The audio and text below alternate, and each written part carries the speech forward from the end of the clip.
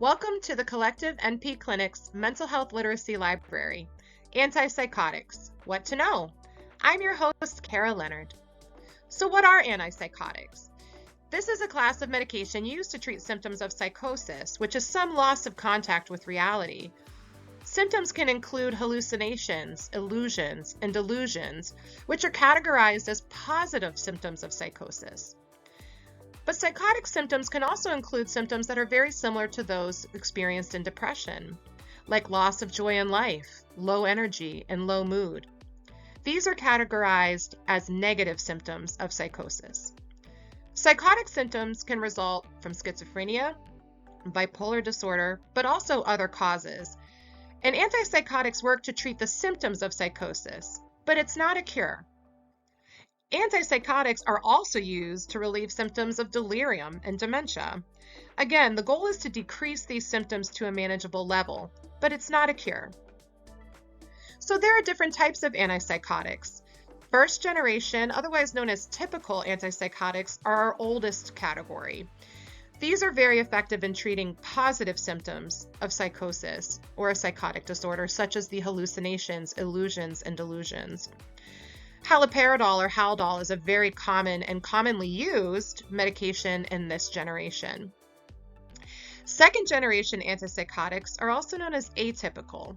This is the newer generation of antipsychotics and are very effective in treating positive and negative symptoms of psychosis.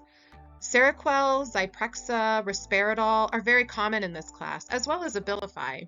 With typical antipsychotics, there are some common side effects. Dry mouth and blurred vision, especially at the beginning of taking this medication. These medications can cause sedation, even some constipation and urinary retention.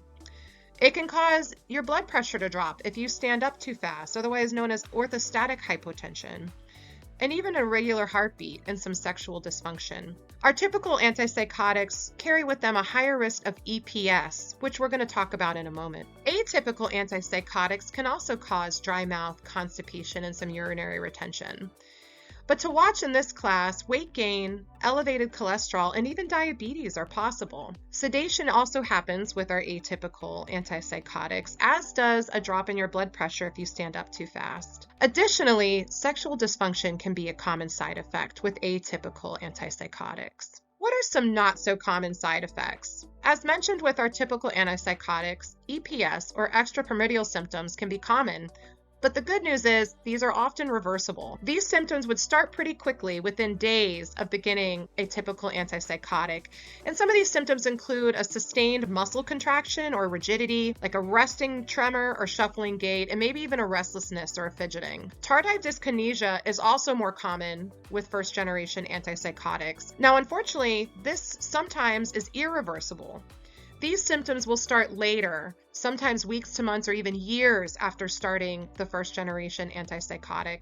And these include involuntary repetitive movements such as lip smacking, tongue rolling, or excessive blinking. With our second generation or atypical antipsychotics, neuroleptic malignant syndrome or NMS can happen. This is a medical emergency. This will typically happen quickly within a couple days to maybe a couple weeks after beginning the medication. And symptoms include a very high fever, fluctuating blood pressure, and a high rapid heart rate. Sweating and rigid muscles can also happen here, as well as confusion and delirium. Of course, any side effects should be reported to your provider. However, if you're experiencing some of the side effects that are consistent with neuroleptic malignant syndrome, this is a trip straight to the emergency department. Some important facts about antipsychotics. Like with other medications in our psychotropic group, these medications can take time. So taking your medication as prescribed every day and being consistent with your treatment plan is very important. You might notice some slight changes at first, but then greater therapeutic effect the longer you take your medication consistently. Again, consistency being key. Antipsychotics are not just used in the treatment of psychosis or psychotic disorders, however. They're also used in the treatment of depression and can be very effective. Abilify is a good example of an antipsychotic that's also used effectively in the treatment of depression. Antipsychotics, like most medications, are not one size fits all.